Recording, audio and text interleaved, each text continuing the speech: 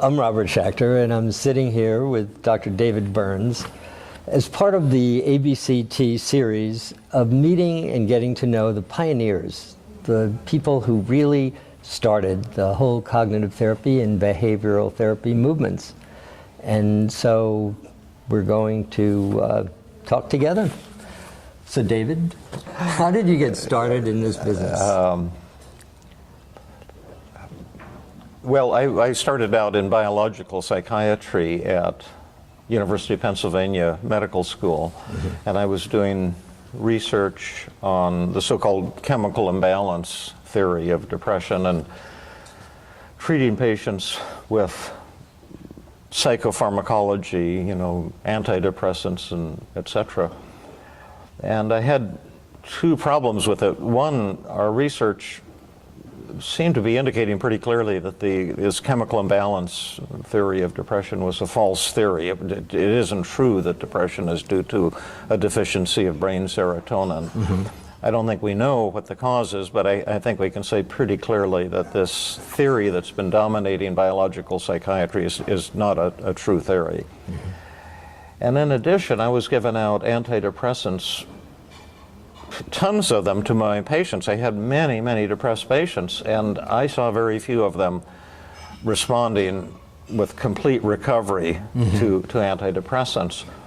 I remember we had a research unit at the VA hospital, and there was a depressed veteran I'll call Fred, and he would just sit every day in the day room staring at the wall, and he would chain smoke cigarettes, and his fingers were all stained yellow from the tobacco, and he didn't do anything. He'd go up and say, "Fred, why don't you do something? Play some pool or go outside or get active or something." And he'd look up at you and he'd just say, "I want to die." And it was kind of heartbreaking, and at one point he had a heart attack, and we had to switch him over to the coronary care unit. And he survived, and they sent him back to our depression unit, and he was bitterly disappointed that he hadn't died. And finally, they decided to give him electroconvulsive therapy, because all the antidepressants that we were giving, we had experimental antidepressants, we had all kinds of stuff, and nothing was working. And so they started a course of electroconvulsive therapy, and one of the other residents was his doctor, and the other resident went on vacation and said that he had one more electroconvulsive treatment, and would I administer it, because he was going to be out of town, and could I just finish it up? And I said, "I've never given ECT." So he said, "Oh, it's real easy, you just do this and this and this." And so I said, "Okay, I'll take a shot at it." So we took Fred on the gurney down to the operating room, is where we did the ECT, and administered a short-term anesthetic, and turned on the current, and he had his convulsion. And then they wake up real quickly, put him over to a recovery area, and I was standing there with him as he came to. And of course, after ECT, you forget a little bit. There's some memory loss, and he woke up and he said, "Where am I?" And I said, "Well, Fred, you're in the VA hospital, and we've just completed a course of 15 electroconvulsive treatments for you, and I think it's going to really help you. Now, how are you feeling now?"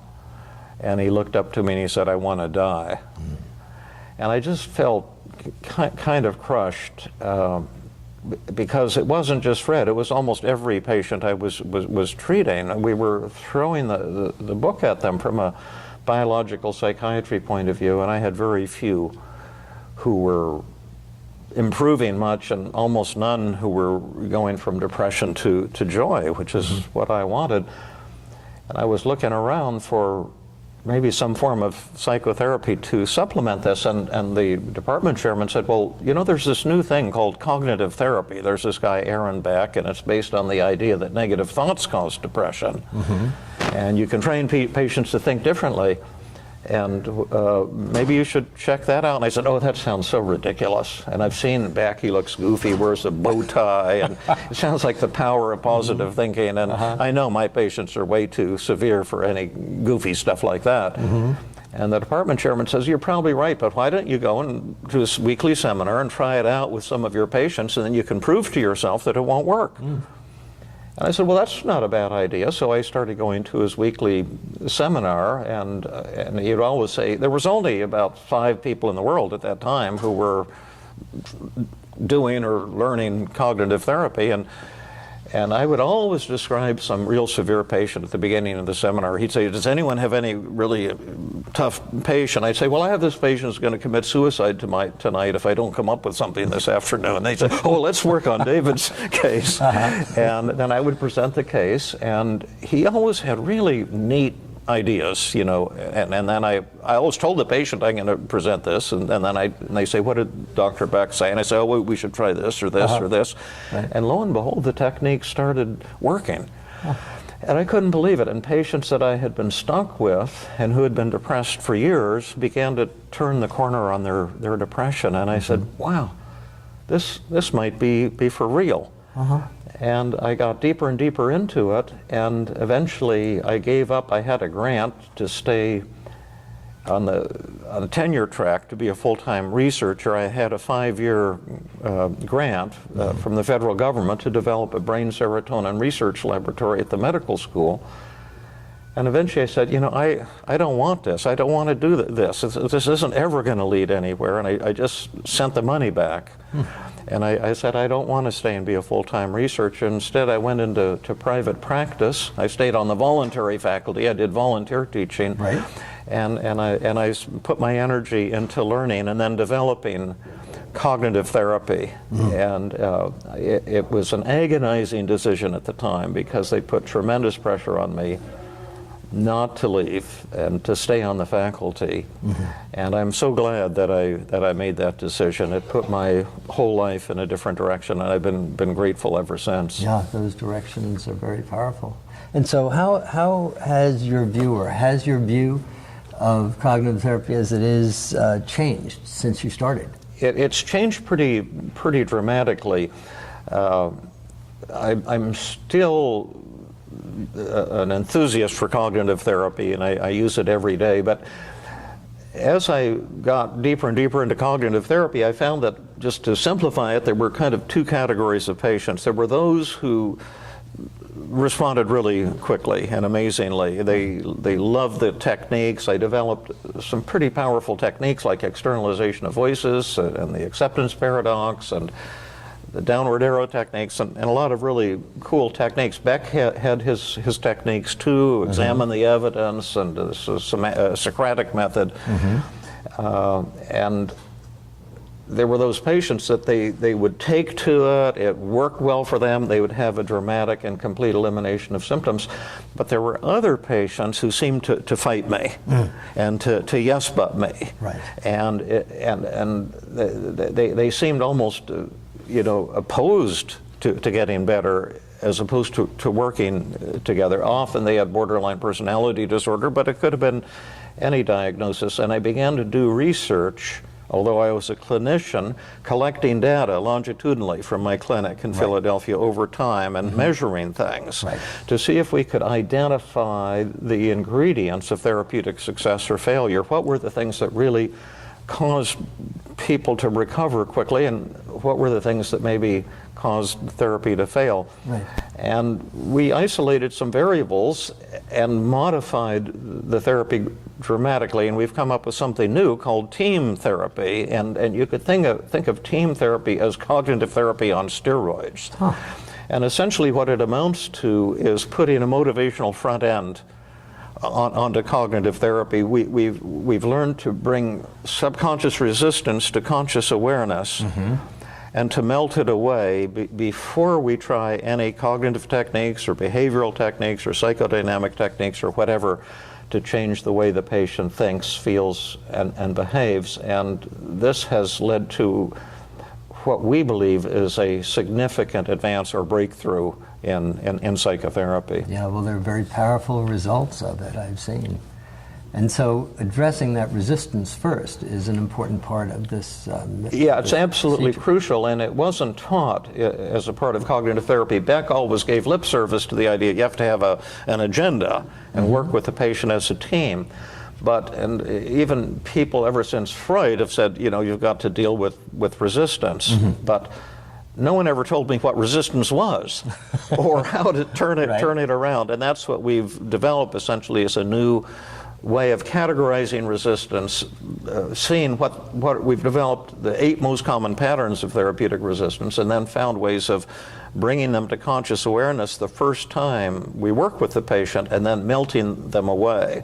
And what we've learned is that when there's no resistance left, the cognitive techniques, behavioral techniques, any kind of techniques you're working become vastly more effective, vastly more powerful. It's been really remarkable.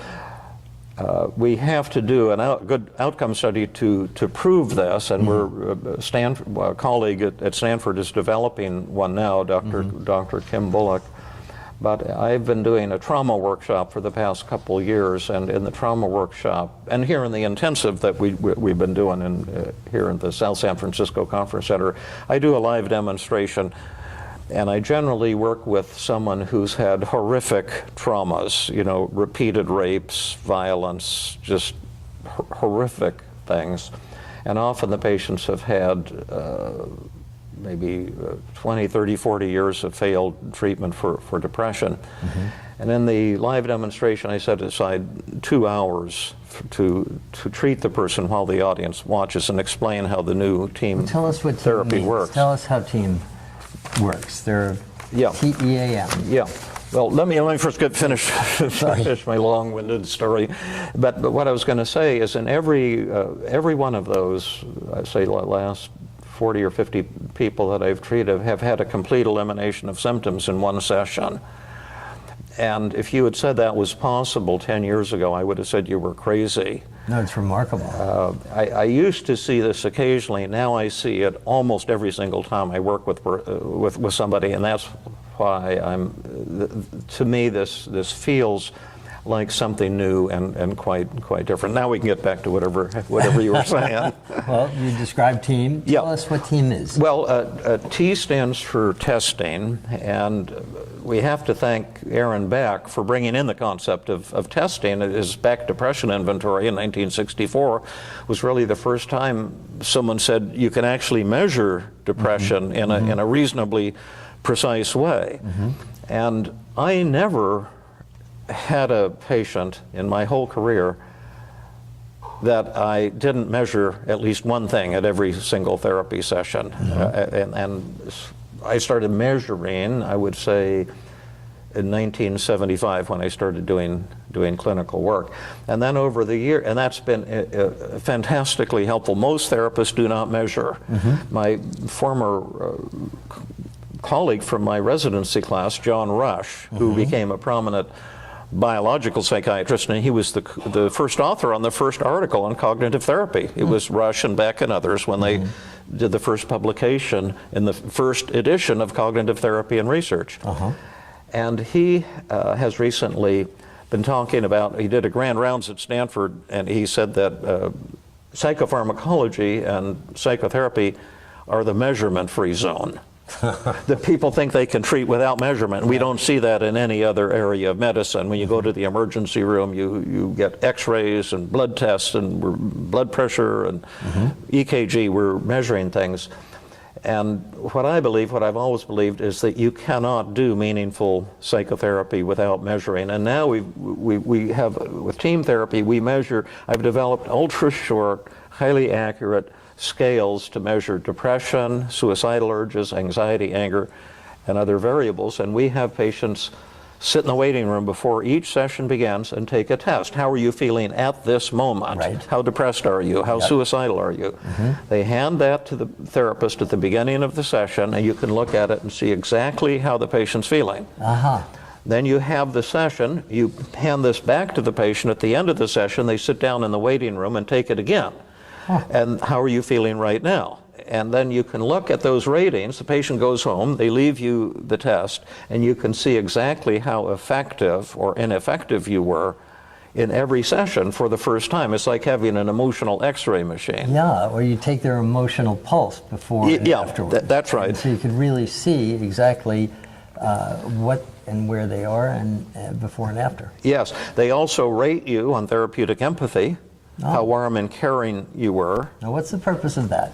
Well, the purpose of all the measurements is the same, that I've done some research to see how accurate are therapists' perceptions of how their patients feel and how their patients feel about them. And the studies and other published studies indicate that therapists' perceptions are less than 10% accurate. The study I did at the Stanford inpatient unit, the therapist perception of depression was only 3% accurate. The perception of suicidal urges was 0% accurate. The perception of the patient's anger was 0% accurate. And what the therapist is guessing the patient feels, but this gives them concrete. This shows you for the first time how they're really feeling and how they feel about you. And the empathy test is so sensitive that most therapists, when they use it, will get failing grades from every patient at every session. Because they're not being empathetic. Yeah, they think they are, but they're not. Their empathy skills, as the Buddha so often said, suck. And therapists think they're very empathic, but their skills really are so poor. So when you get that feedback, what is it that you do with it? Well, you process it with the patient, and if you do it with warmth and humility, you can deepen the therapeutic relationship. And if you want to cure the patient or see the patient recover, those numbers are invaluable. That really is. And because once you see what's happening in every single therapy session, you say, wow, I got a 20% improvement. Could I get a 30% improvement? Could I get a 50% improvement? And it's just like in professional sports. We have here Stephen Curry and the Golden State Warriors, and he's fantastic at shooting three-point baskets. Why is he so good? Well, of course, he practiced, he's got aptitude, he's motivated, but the fact is, he can see when the ball goes through the net. Right. And if he couldn't see that, he never would have improved. So he gets that feedback. The feedback. But therapists can't see when the ball goes through the net because their perceptions of what happens in the session are not the same as the patient's. So it makes it much more accurate, much more in touch with the patient. Yeah, and so if your goal in therapy is to cure people, to heal people, this allows you to see if you're getting that job done. And if you're not, and if your ego isn't so big that you can't tolerate your failure, you start to learn what works and what doesn't work. And that is what really led to the evolution of team therapy. We began to see things that were important to rapid recovery and things that weren't important. So that's the first step. And what does the E stand for? Well, it stands for empathy. And well, everybody's empathetic. Right? Yeah, everyone thinks they are. Carl Rogers said that empathy is the necessary and sufficient condition for personality change or emotional change or whatever. That turned out not to be the case, but empathy is important because if you've got powerful tools to help a depressed patient or an anxious patient, but the patient doesn't like you or trust you, your tools aren't going to be effective. So at the start of every session, you need to empathize. And in team therapy, we've developed some very powerful empathy training techniques to help therapists develop a high degree of empathy. So there's a procedure actually that you can teach, so people will in fact be understood better and feel the patient feel them more in touch with them. Yes, if a clinician has the desire and the humility to develop superb empathy skills, we have training methods that will allow therapists to do that. And that's part of this whole system. Yeah, but we don't expect too much from the empathy. I published a study in the Journal of Consulting and Clinical Psychology looking at the causal effect of empathy on recovery from depression. There have been a lot of correlational studies, but the causal analysis is difficult because there's this potential circular causal loop. Empathy could cause improvement in depression, but improvement in depression could lead to better empathy. Oh, that's interesting. And so no one's been able to figure that out. And I worked with a psychologist, Susan Nolan Hoeksema, and a statistician at Harvard, Professor Gary King. And we did the first causal analysis. Does empathy actually cause improvement from depression? And we reported that the good news is it does have a causal effect, a direct causal effect on reducing depression. The bad news, it was just a small effect. So you might get a person's... Not enough. No, not enough for complete recovery. You might get depression down 10% or 20%, but that's about it. You're going to need much more than just good listening skills. And then what does the A stand for? Yeah, that's the newest part of team therapy.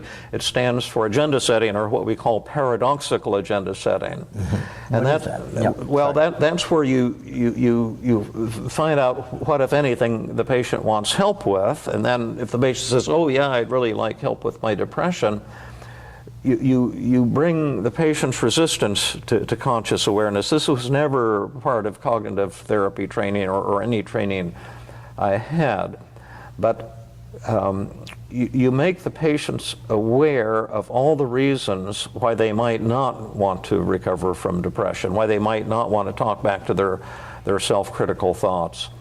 And the reasons are not what most people think. It's in textbooks you say, oh, the person's afraid of change, or they want to feel sorry for themselves, or some such thing. But it turns out that the reasons that people get stuck in depression or anxiety is the most beautiful part of them. It's an expression of their value system. For example, the depressed patient may be telling himself or herself, well, like the video that I showed at the intensive this year, working with a woman who let her daughter go out and play when she was 12 years old, something she had done every night since her daughter was 4 or 5, and go out after dinner and play. And her daughter said, "Can I go out and play, Mom?" And the mom said, yeah. She was a little unsure and a little late, but yeah, go on out and play. And then there were some boys there who had a high-powered pellet rifle, and they shot her in the face. And it hit on her tooth, and her tooth exploded, and caused, she had to have a tremendous amount of surgery. She was traumatized, had to have years of psychiatric treatment for her depression and trauma. And then the mother, who is a very fine psychologist, attended the intensive and did a live demonstration. We made a video of it. And she had had 9 years now, the mother, of guilt and shame and depression because of her negative thoughts. And she's been telling herself, I never should have let her go out and play. I'm a bad mother. I can never allow myself to be happy because my daughter is still suffering. Blamed herself so much. Yeah, yeah. And then before we helped her turn these thoughts around, I say, suppose we have a magic button, or suppose a miracle happens today. What will happen? What would you hope for in this session? And she said, well, I don't know if it's possible, but if all this guilt and shame and anxiety and depression and hopelessness and rage would disappear. I said, well, we can probably arrange that tonight. Well, I can't guarantee it, but it could happen. I predict it probably will happen. Here's a magic button. If you press this magic button, you'll be instantly cured with no effort. Would you press that button? Sounds pretty good. Yeah, I'll press that button. And then we say, well, I can think of a lot of reasons not to press that magic button. What do these negative thoughts and feelings show about you that's beautiful and awesome? Now, patients had never thought about their symptoms like that. We were trained to think about them as psychopathology, right? Yeah. And so we started making a list, and she had no idea how to do it at first, but she got on board pretty fast, and she said, well, maybe my depression and my self-criticism shows my love for my daughter. Well, that's a good thing. You're 90% depressed, you press the magic button, you'll be happy. Do you want to be happy about the fact that your daughter was shot in the face? Do you see what I mean? Sure, yeah. This sadness that you feel shows something beautiful. Really a sign of her love. Yeah, it's a beautiful thing. And the self-criticism shows that I have high standards. Sure. Oh, do you have? Yes, I have high standards. Have they motivated you? Tremendously. Have you accomplished a lot? A tremendous amount. So let's put, I have high standards. They've motivated me. I've accomplished a lot.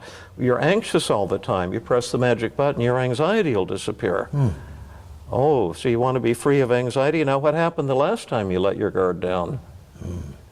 She went out and got shot. The anxiety serves a purpose. Yeah, it's your love for her. You're protecting your daughter. And all of a sudden there's a switch in terms Yeah. of how you see your own feelings. Yeah, that's right. behavior. And you suddenly see, wow, all these negative thoughts and feelings that I've been taught by society or some chemical imbalance in my brain is actually the most beautiful part of me. And you sell the patient, you become the patient's subconscious mind and sell the patient on remaining the same.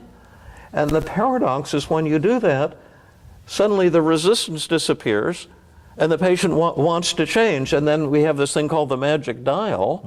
Let's not bring all these to zero. What would be a healthy amount of depression? It's 90%, and your daughter was shot in the face. How depressed would you want to feel? And she said, oh, well, maybe, I don't remember the exact numbers, but maybe 20% would be enough. So they keep enough to represent what that depression really means. Yes, the beautiful. Not enough to feel bad. Yeah, that's right. And so, okay, well, she said, oh, let's lower the depression to 20. And then how anxious would you want to be? How much anxiety do you need to protect your daughter? Oh, well, 15 would be enough. It's 100. Let's lower it to 15. How ashamed do you want to feel? Right. And she said, oh, gosh, shame sucks. Let's put a 0. Do you see? And so now what you're doing, and the patient re-rates every emotion, what would be the ideal amount? And then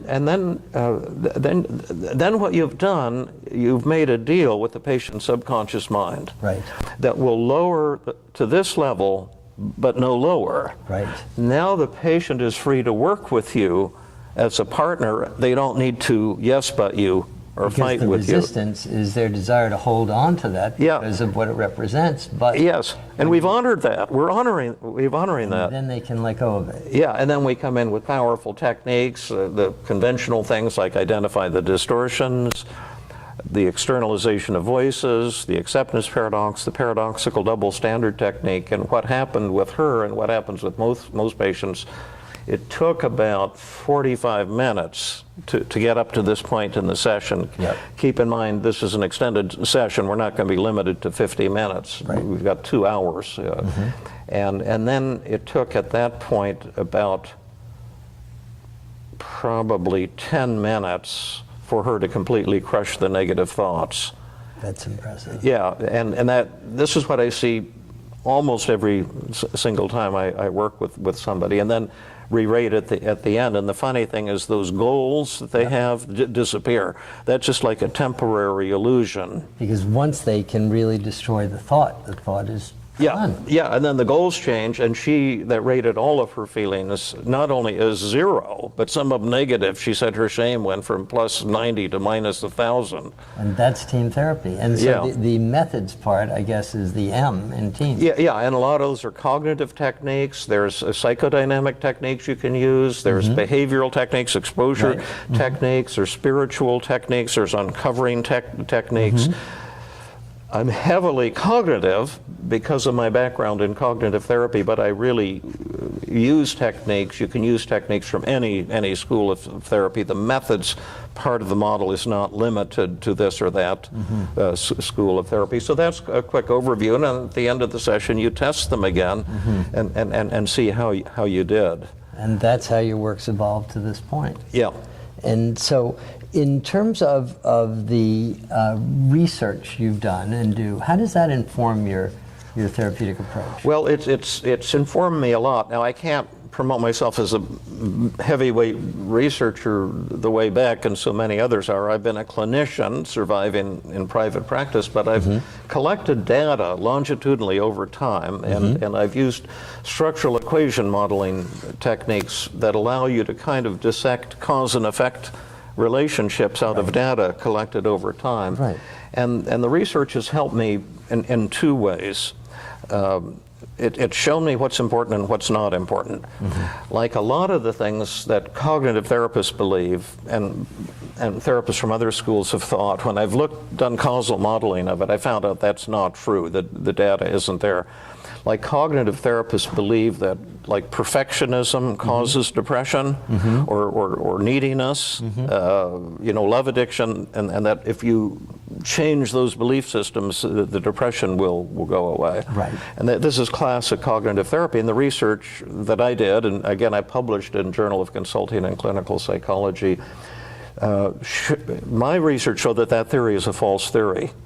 That the self-defeating beliefs and the depression go up and down together. That's true, but they're not causally linked. There's some third variable impacting both of them simultaneously. And so that research then contributes to your... Well, I say, yeah, maybe that's not the causal factors we need to be looking for. And then empathy wasn't the causal factor. That's not going to cure people.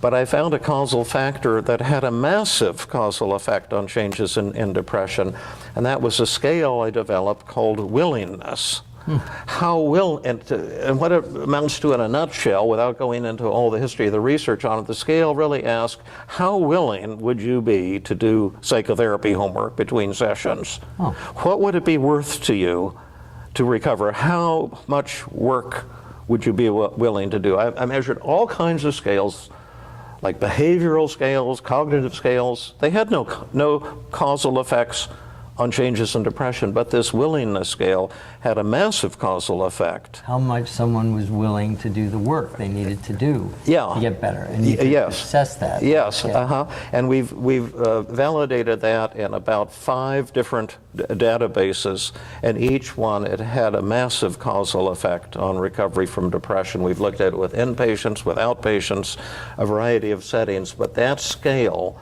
which a patient can complete in 15 seconds at the initial evaluation, will tell you right away who's going to recover and who isn't. So that research got incorporated into your theory? Yes, that's what led to the paradoxical agenda setting, since motivation is so important. See, that I call this the motivation revolution. Beck and Albert Ellis brought in the cognitive revolution. That was huge, but now we're seeing that our motivation has also a massive effect on how people think, feel, and behave. But it's not being taken into account in research studies. See, in research studies, they just take like veterans with PTSD and then they throw something at them. Right. They'll throw cognitive therapy at them, or EMDR, or prolonged exposure. Independent variables. And it's like the patient is a diagnosis and you're going to impose something on them, and they get poor results with all of these things because the treatment isn't being individualized and no one's taking resistance into account. And what we've seen is that if you're willing to learn these new anti-resistance techniques, it makes, at least as we see it today, here in 2016, in August, it makes a massive impact on the speed of recovery. I think the impact is even bigger than the impact of cognitive therapy in the 1960s and 1970s. Truly fascinating. You know, today the therapeutic approaches that are used, that are considered cognitive and behavioral, involve mindfulness and acceptance, commitment therapy. Where do you see therapy as a whole going in the next 3 to 5 years, if anything? I don't know where it'll go, because it seems to go where it wants rather than where I want it to go. But where I would like to see it to go, I would like to see an end to all schools of therapy. And people get angry when I say that, and perhaps rightly so, because the Becks, the Ellises, the Freuds of the world have contributed a lot, a tremendous amount, in terms of our understanding of human nature, our understanding of suffering, and techniques to treat suffering. But I think it's time to give up schools of therapy and move to a new data-driven science of psychotherapy. See, you don't have schools of medicine. You imagine if you had a penicillin school. So you have a broken leg, you go to the doctor, he gives you penicillin. You say, why am I getting penicillin? Well, I'm in the penicillin school. I treat everything with penicillin. It would be nutty, but that's how psychotherapy is set up. You see, if you have a marital problem and you go to a cognitive therapist, what are you going to be treated with? Cognitive therapy? Yeah, and one thing I learned early in my career, don't ever treat marital problems with cognitive therapy, because not only could it never help, it always makes marital problems worse. People with marital problems have cognitive distortions, don't they? Yes, my husband is a loser. All he cares about is himself. It's all his fault. Oh, well, Sarah, look at all your distortions. Blame, mind reading, all or nothing thinking. She'll just get pissed off at you. Now she's got two in him. He's a loser of a husband and a loser of a shrink.